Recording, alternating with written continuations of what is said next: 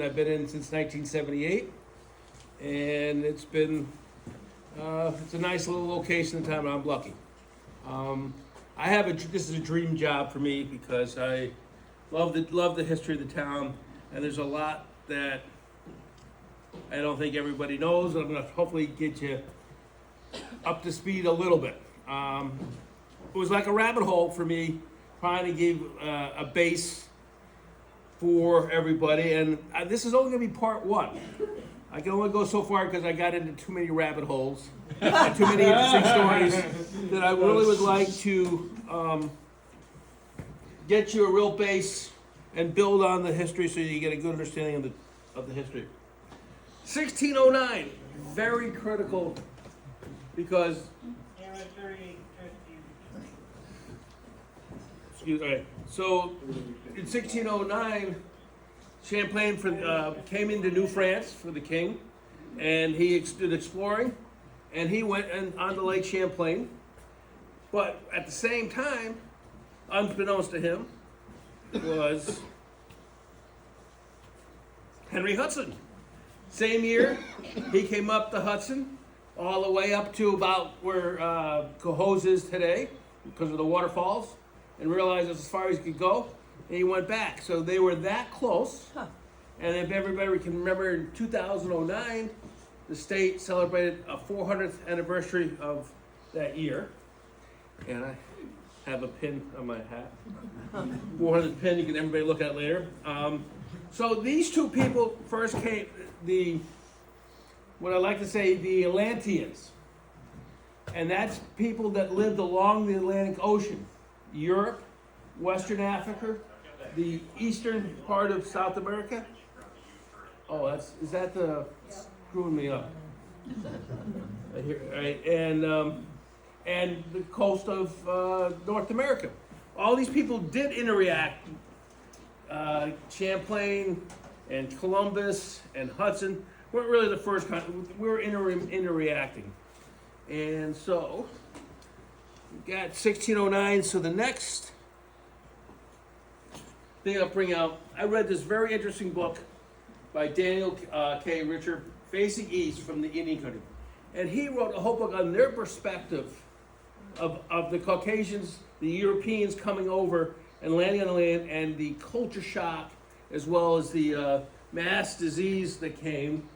And so they were different. And I guess we can't understand differences in dealing with diversity for 400 years. So, these, based on my little research, these are the 5 subculture areas of up here where we live. And in 1560 to 1570, they created the 5 nations of the Iroquois. But it's also known, more click. Is brought my little point. Here's New York State right around here. The Iroquois are here. The Algonquins are around here. The Iroquois sided with the French, and the Algonquins sided with the English. So and there was always these warring factions. And we're right where basically we are. We're great hunting land. The deer, the fish. Nobody lived here, but the food was good. So this was we're basically at the line where the Algonquins and the Iroquois, or the Haudenosaunee, which is what they call themselves, is, how can I say, coming kind of right here. So basically, nobody's really living here in the 1600s, but the Dutch are coming up. And here's the 5 nations. And then I guess in 1722, Tuscarora came in, and those are the tribes that we interact here. They're back in the 17th and 18th centuries. So basically, Henry Hudson was for the Dutch, and they started, and so basically that's 1609.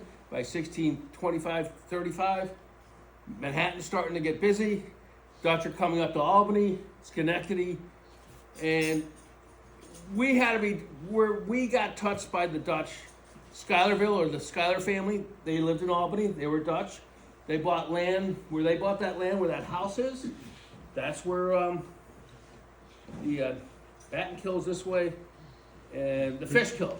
Two major tributaries, and that was the interstate highway back then, the water.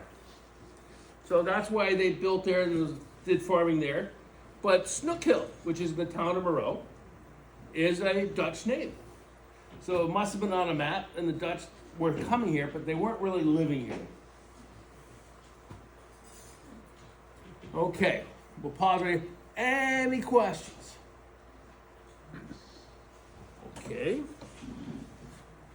So we talked about the 5 nations. You can kind of see the outline of the, and then this is the Algonquins. We got Long Island here. There's the Hudson River. And you can see right there, the bend, that's where Moreau is in Glens Falls. And actually the Northway, I should say. That's where the Big Bend is where the Northway is. And here's Lake Champlain. So this space, you can see, this was kind of contested area. You got to be careful. It was good game there, but you could get hurt because you stayed on your side of the fence and the other team, and then they'd raid back and forth. But as you can see, this is the 17th century. So there's Fort Orange, New Amsterdam, not even Manhattan yet, or New York. Yeah, or will be New York. And see down here, here's where the Tuscarora are. So this land is they travel a lot. Okay. Now, why this area? So let's get to 17.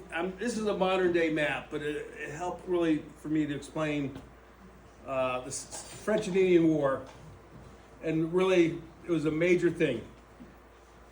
We call it the French and Indian War. Universally or globally, it's the 7-Year War because we were just one of several different war fronts or battlegrounds across. It was a global war. England was fighting Spain and France.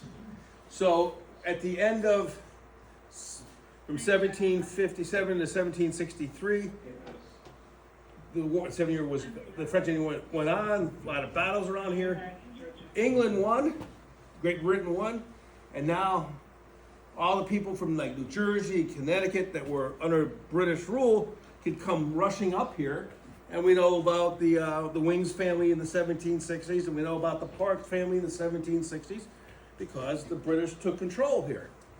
But what this map shows some really interesting things that I'd like to show people that get an idea of the ground here. This is Rogers Island. This line right here is the train line. And then this line is the bridge going over here. So what made this so strategically important? Because this was the great carrying place. So right about here on the Hudson right there, after the spring, it's shallow. You can easily port. It's flat, it's easy, it's slow moving, it's very wide. Because I've been down there looking at it. It's right about where Irving Tissue is when you go over, and a little bit further away. This is where they were crossing, and this is why the fort was here, to defend this portage point right here. And this is the property here. This is and then the original Fort Edward Road went straight this way to the bridge. It didn't come down here to then go over. That was a long time ago, the Iron Bridge. That's another story. So there's Rogers Island, and that's why it's so strategic. It really gives a good view, in my opinion. And this right here is like the Champlain Canal. But this is obviously after the French and Indian War. But this is very important military because that was the last northern portage into the Champlain Valley and into trading goods up to Canada. You really didn't want to go through the mountains. Those Adirondacks, they're a pain in the butt, especially this time of year. So here we are. So is there any questions about this map? I've got them stunned, huh? And where I got a lot of this information is this book that the Rajan put out in, I think, 1986. It is, I think, or 76. And that's where all that information about the island. And yes, ma'am. The Champlain Canal was on there, when was, that wasn't there at that time? Correct. So That was a when was modern it? day map. Yeah, so when was that built? When the Champlain Canal was built? Yeah, Around the 1840s, I believe, Okay. 1850s. yeah, I just The Erie wondered. Canal was first, and then the Champlain Canal. Okay, thanks. Yes, okay. Okay, we're there. Next. So one of the rabbit holes I got into, I'm going to kind of share. Rogers Island. How did it get named? Who was it named for? What's the real deal? Well, I've been to the State Public Library, and they haven't gotten back to me yet how to officially name that island Rogers Island. Why do I say that? Because the book that I just showed you in front goes with this information also. So I think during the Great French and Indian War, it was probably Great Island. 2052 EMS. And then when we had and then it went to Monroe's Island was the guy that was the colonel that was at Fort William Henry and defended that, and I think he's the gentleman that lost, and that's where I recognize that name, Monroe's Island. Reading in the Washington County history book that was reprinted from the 1878 issue says that James Rogers purchased land in Fort Edward at around 1800 and bought the island. And the Rogers family is an important thing with the town of Moreau because we have Rogers family living in town. The Rogers family also at the end of the war, Revolutionary War, purchased Dave Jones's property. David Jones was the one that was in love with Jane McCrae. But he lived here in Moreau, and she was over in Washington County. So at one time, we think the Rogers family, but also it was called Freeman's Island, because Mr. Freeman owned it. And then the Bradley Island, because Mr. Bradley owned it. Then we got George Meade, and then now it's present day. So, and in my adventures, there's enough, West River Road going to Bacon Hill. What was the name before that? Does anybody remember? The West River Road? Bacon Hill River Road. I didn't know that. I didn't know that either. It was in the Post Star. So I know it had to be true. Okay, so we're still basically. I haven't did a whole report on when we became a state. We became a colony in the 1776 because we declared war. So we were definitely not but then we didn't become a state until 1780s. I don't remember the exact dates. And so by 1788, the county of Saratoga, which was in the district of Albany, was broken into and put it into as a separate county. Everybody got me so far? Yeah. In Saratoga County, when it was formed, we had 4 towns. Let's see how well I can do. And they're considered the mother towns. You've got Half Moon. You've got Balls. They call it Ballstown, or now Ballston. We have Saratoga. And what's the 4th one? Half Moon. I just said Half Moon. Forget the 4th one. It'll come to me later. What? No. That came later. It was in Schuylerville, wasn't it? No, it's Schuylerville. Maybe. Because that was called Old Saratoga. Yeah, that's Saratoga. Yeah, Saratoga broke down into a village, and Was village of Schuylerville. No. What? this actually Because Schuylerville was called Old Saratoga. yes, at one point, but the town of Saratoga, you had the village of Saratoga Springs for a while, which was in the town of Saratoga. I see. Oh, I can't remember the 4th one. I'm sorry. I'm guessing on the other side. Uh, You know what the fourth one was? Not necessarily, because Hudson, everything is on we're all on the west side of It came later. the whole county is on the west side of the river, and the south side when you're by Corinth. Would it be Galway? What? Galway? No.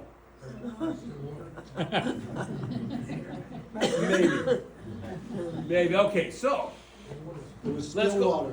Okay, thank you. You were correct. Okay, we remember the Parks family, and But without the Bitely family, I got to know that also on both along the river. Bitely family is on West River Road, maybe a mile and a half, 2 miles north of Clark Road. Or, yeah, that would be north of Clark Road. Olmsted is about where Clark Road and West River Road hit. David Jones was taking his property, was Rogers family, and that's right there by where the they did the encaption, where the guys fly the airplanes. There's a cemetery there. There's the boat launch the state put in, and they're still doing work over there, some kind of remedial work back there because it's all locked up.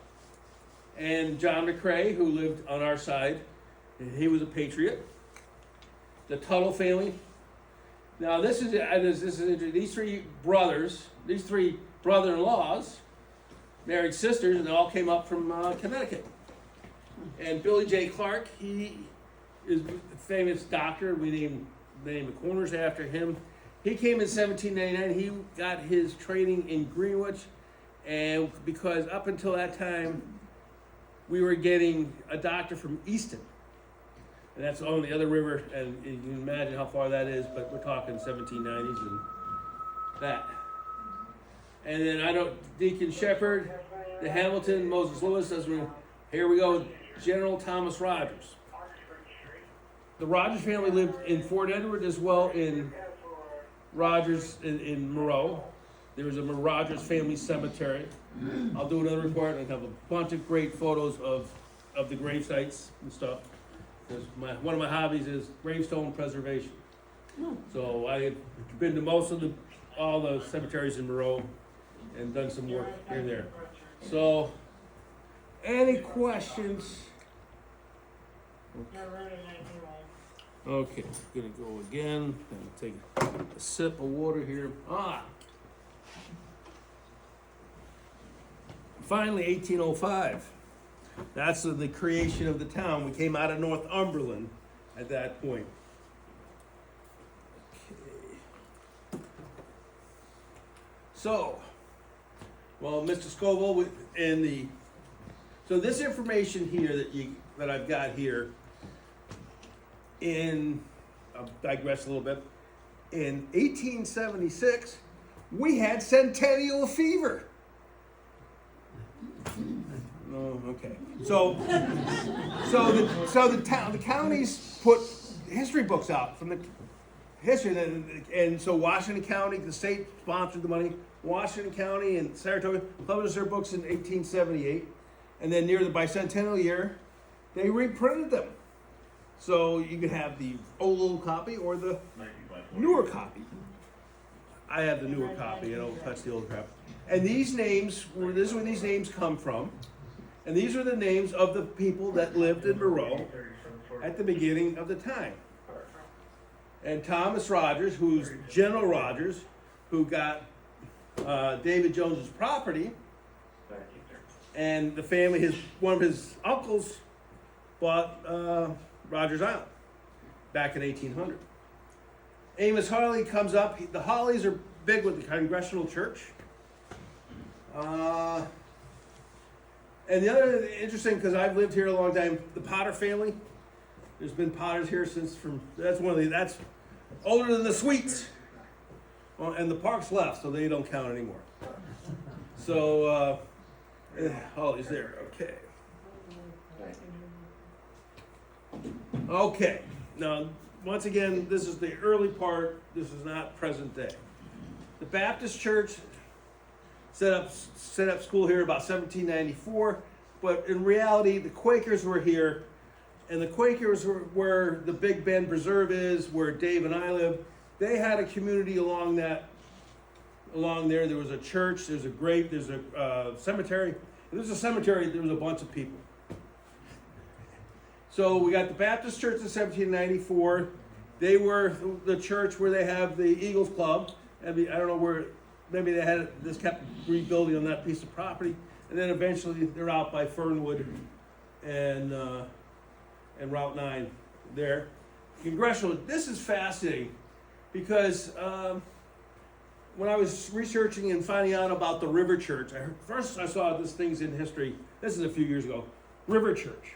What the heck was the River Church?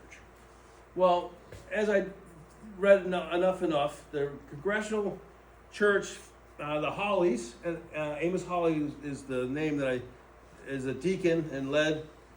They're very, very proper. So you can get ostracized, I think, very easily if you fail to follow a certain. But this is back in the early 1800s.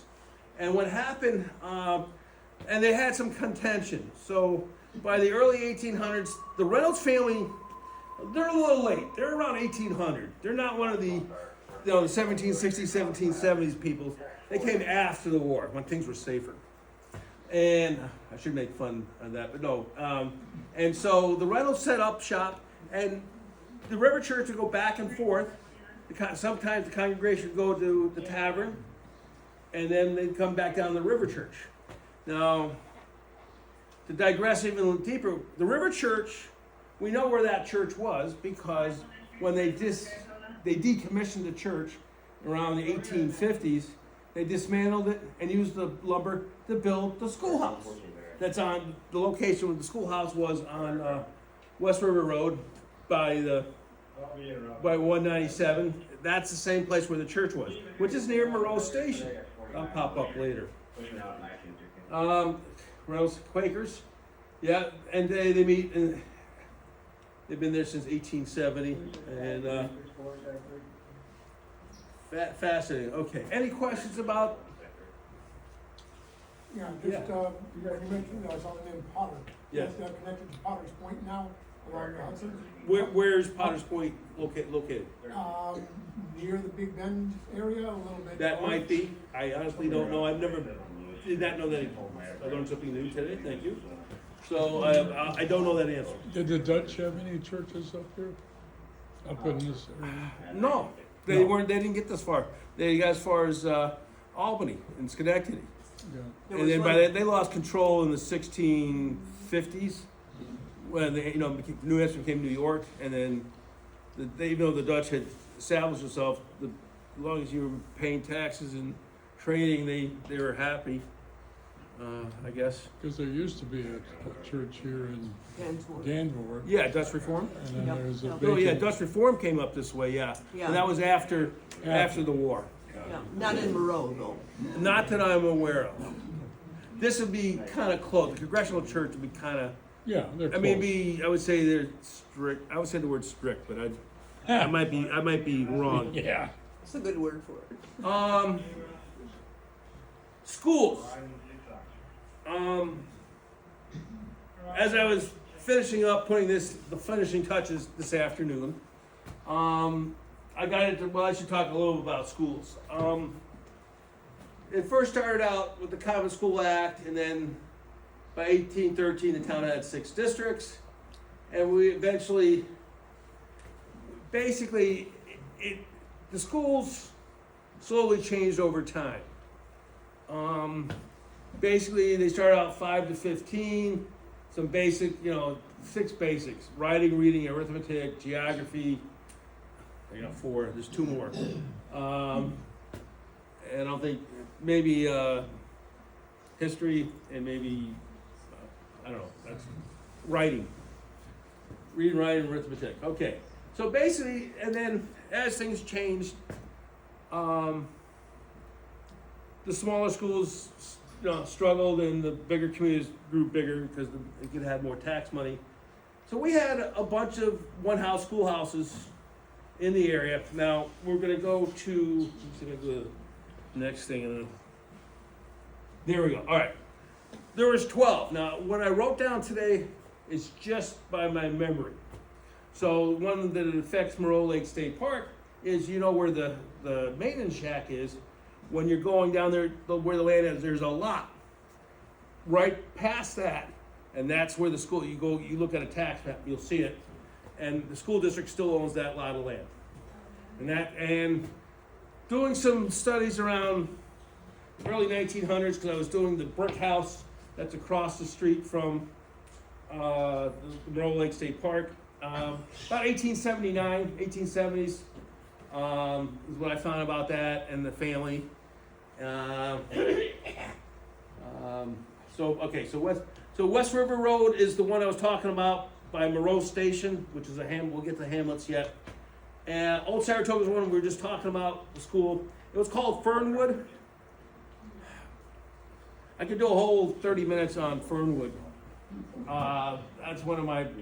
Fernwood is throughout the town. It's like a interesting name. The McAdams family that owned the lake around 1880s, 1890s, they had changed it to Fernwood. Their map said Lake Fernwood. The USGS, you didn't consult us, so they put it back to Moreau Lake. Excuse me. Now, if we go back to early 1800s, late 1800s, and like when that brick house was built in 1879, around there, water egressed or went towards Fortsville. And luckily that my neighbor knew his stepfamily, and the stepfamily lived there. And there was, if you go look at like a 1900 USGS map of this quadrangle, you'll see Lake Fortsville on the map. By the early 50s, it was similar to Haddock Pond, the earth impactment and stuff. They used it to get water for grist mill, for drinking water and stuff. But lately, they didn't need it. Wasn't maintained. Good storm came, wiped it out, and Lake Fortsville is gone. Reed, Yes. there was also a grain mill there. Oh, Mrs. Arnold, I recognize you. Thank you. There was a grain mill there. Yeah. There was a school right where Terry Gray used to live. Okay, that's where the schoolhouse. There was a school up on Palmer Ridge, right where the telephone box is there by the farm. Okay. There was a school there. It got moved from there up onto the farm to be used as an ice house. That sounds good. Pettis taught in that school when she was 14 years old. So, all right, so down Feeder Dam Road, you know where you make the left to go on Tanglewood? If you go, continue on a little ways, and where there's a gate, and that's the safety, that's where the school was. On that one. And the corner of Bluebird and Saratoga Road. Well, you've got Sandalwood Place, that's where the original schoolhouse, that house is now on by Parks Bentley. But they bought property from the Jacobys, Raymond and his wife, and they bought the 2 acres, and the Bluebird was a schoolhouse. Some people that went to school in the 50s, 4th grade or early 60s went to there. I won't mention any names. But that was a schoolhouse, and then that's why it was the administration building up until recently. And the building got sold. And then Spring Street School, where Bluebird and Hudson Falls Road is, the big brick building, that was the old Fenimore School. Does anybody know how it got named Fenimore? Because of what? Yes, but it's a back end way. Okay, across the river in Hudson Falls and Sandy Hill at the time. I think it's Union Bag needed a sulfite mill, and they built it over in Moreau, and it was called their Fenimore Mill. And so they didn't need, and the bridge got built. They didn't need Parks Ferry, so we're going to Fenimore. And there's why Fenimore is called Fenimore. Okay, next page. Hamlets. Joyce and I are having a nice discussion about Hamlets. Unincorporated spot on there's no government, basically. Gansford is a hamlet. Clark Corners is a hamlet. Does everybody know where Clark Corners is? Corner of Clark Road and Gansford 32. Now, 32, coming from Gansford, from where the railroad track, going to Glens Falls, that's a very old road. Because that was the easiest path. You think about it, you don't do too much. You're at the same height until you get to the village, and then you gradually go down into the river. Okay. Moreau Station, that's on West River Road. It had a post office. And then Moreau Station, when the Delaware and Hudson owned the railroad line, they deemed they wanted a station in Fort Edward. They closed the one in Fort Moreau Station. There was a hotel there at one time, the post office, a toll gate, which is now and a schoolhouse. The schoolhouse and the toll gate is over at Fort Museum, the Fort House, not museum, Oh, yeah. the Fort House. Courthouse Museum. Yes, and that's the same family name that Fortsville comes from. I think Abraham Forts lived in Fortsville, and he also bought the house there, and that's why it's called Fort's House, the old Fort House. Reynolds Corners, 32 and 197, the Reynolds family. Parks Ferry Fenimore, that's what I was just talking about, the mill. Before it was called Feeder Dam, it was called State Dam. You'll see some very old maps. There's no literature, State Dam, but it's also it's also Feeder Dam. The name changed. South Glens Falls was a hamlet. It didn't become a village till 1895. And what my biggest bugaboo, Fernwood. Where's Fernwood? Well, basically, Merritt Road is basically your center point. Now, this is my humble opinion, and I do try to keep it politically correct. There was homeowners, before PTAs, there was home school associations, HSAs. Fenimore had one. The area where we were, they were called the Fernwood Homeschool. And so whoever's doing the USG map in the 50s, that's a hamlet. So that's how we got Fernwood. It's on maps, but the only thing I got interested in is when I was Mary Hartman, she lived in Fernwood. Oh boy. Okay. The Big Bend is where the northern crosses into Warren County, town of Queensbury.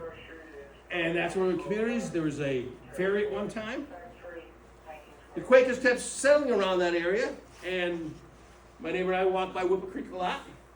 And I think the oldest cemetery in the town, or is pretty close, is because there's graves that people have passed away in the 1790s. But also, that's also true about Rogers Cemetery.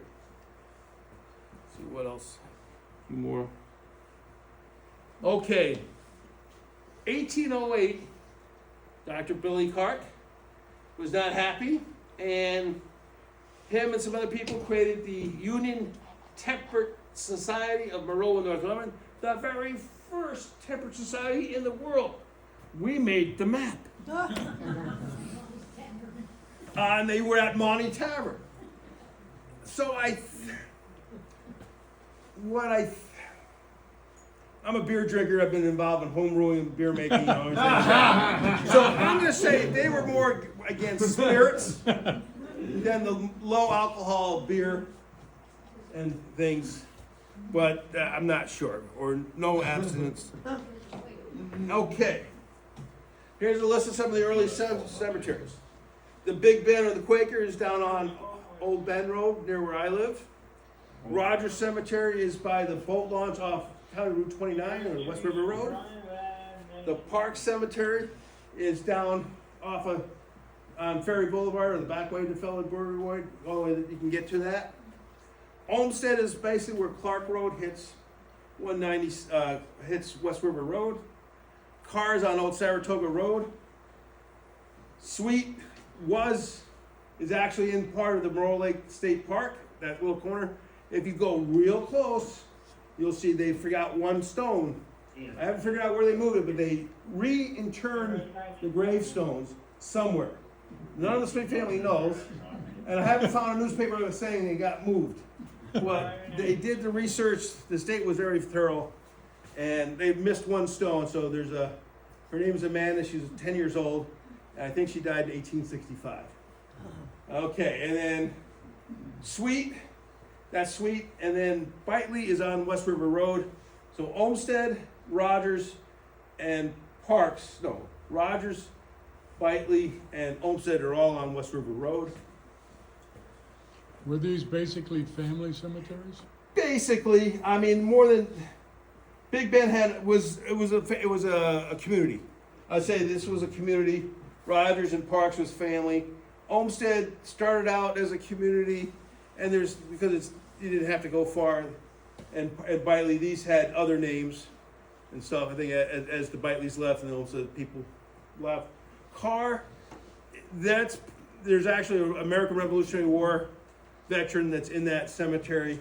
I checked the 1840 census. He was still alive because he died in 1845. He was still getting his revolutionary pension. I don't know how much, but he was getting it. And then Sweet Bitely, said Parks. Are these cemeteries taken care of or not? No, not really. That's a whole nother story. That's a whole nother 30-minute talk. I'm big into cemeteries. So this is, I found, now the Rice Cemetery is next to the Village Hall right there. Well, when I do deed research, one of the deeds mentioned the old Methodist cemetery. And I'm gonna pick on the Methodists, I'm sorry. But the Methodist church abandoned because there was all these cemeteries, there's no deeds. Basically, here's 2 acres of land, and then we'll deed up to here, we'll deed up to here, we'll deed up to here, we'll put a road in front, and it's a rectangular gore, or a square gore. And so nobody owns it, the family, so St. Mary's was where the St. Michael's was originally, and they didn't do all the stones, but they ended up saying St. George's is the Greek Orthodox on William Street. Temple Bethel's out on Route 29. Southside, now there's an interesting, Southside is the only, yes, Temple Bethel is on Route 32. what? Temple Bethel is on Route 32. Yes, Part of it is owned by Temple Sinai in Saratoga. sure. I didn't remember that part. I didn't have, you're correct. Southside is a very interesting site. This is the only one in the town of Moreau that's a not-for-profit association. Okay, so the state, they have to file their information, so that's so nobody gets ripped off. That's fine. The church cemeteries, or religious cemeteries, or as the fancy word, denominational cemeteries, the state, difference between churches, so they don't touch that. And then the other ones are abandoned, the word's not abandoned, neglected cemeteries that Yes. communities have chosen not to. All right, Quaker, there's another Quaker, all right, so the Quaker church was built near Clark Corners around 1850s. By the 1870s, I don't know, either there's not enough Quakers or whatever, they built the church in the village, and that Friend's house has been there ever since. Friend's meeting house has been ever since. The church stayed around to a certain amount of point, and then it disappeared. It's right along Clark Road right where 32 hits and going towards Selfish on the right side. St. George's, all right, south side, Monty. Monty is by Monty Tavern. Morgan is off of Fort Edward Road. Hamlin, never know where Hamlin is. Yes, that's the one where Fedor Lane hits 32. If you go under the ditch and up about 100 feet, you'll find some gravestones. And then that's where I think the money is. The Hamlin is behind by Clark Corners, where there's the old vegetable stand and the Shaw House. There's a few stones still there. Who was in charge at this point? Nobody. Nobody. How did they resolve it? There was no courts or nothing? What resolve- rules? Do you have any rules? Any laws? You got any cemetery enforcement people? No, I'm talking about the area where the people were. Was it like General Scholar would tell everybody what to do, or would What we talking, General Scholar, about what? I'm talking about the government. Was there any government or village governments or anything like that? Okay, but what time period are we talking about? I don't know. It's just, I was I'm, wondering if I don't, you're confused by your question, I'm not sure what you're asking me.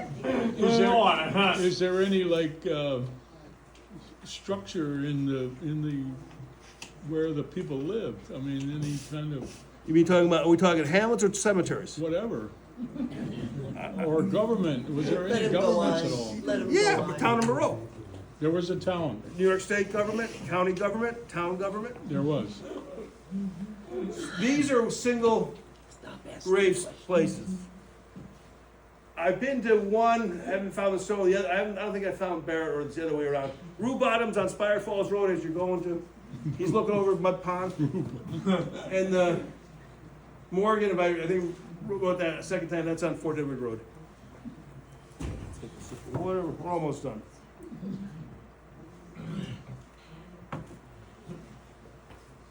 All right, this is the front piece of Oliver Winch's cemetery book.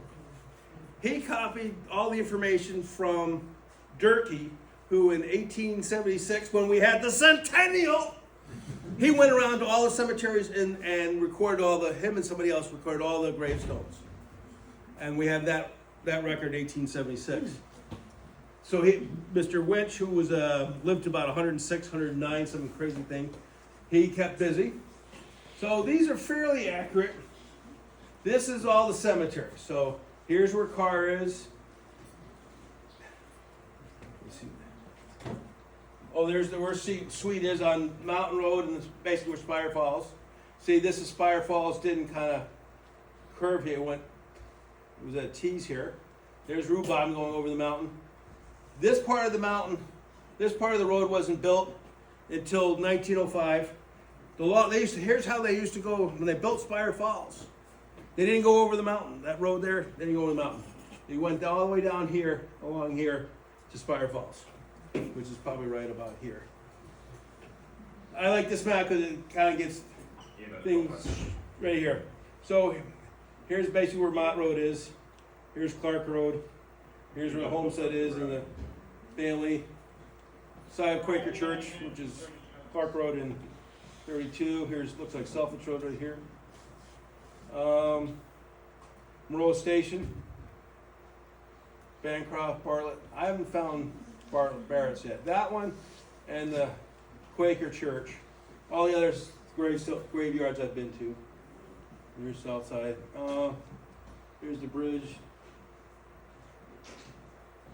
Here's where the Rice Mansion was. Any questions? All right, let's go home. Thank you. Listen, this is as far as I can go. And I still got more. There's more, but I have to do more work. But seriously, if anybody wants to ask me questions, should go back to.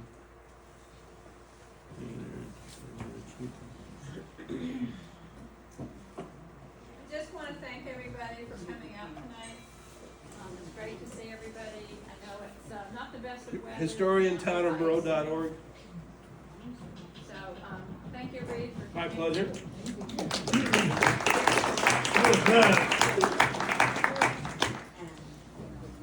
If there's any other information that you need about the grant, What, I think what you were asking, was there any law set up? thank you again. The answer is, in a sense, no. It's been after the fact, after the horses have left the barn.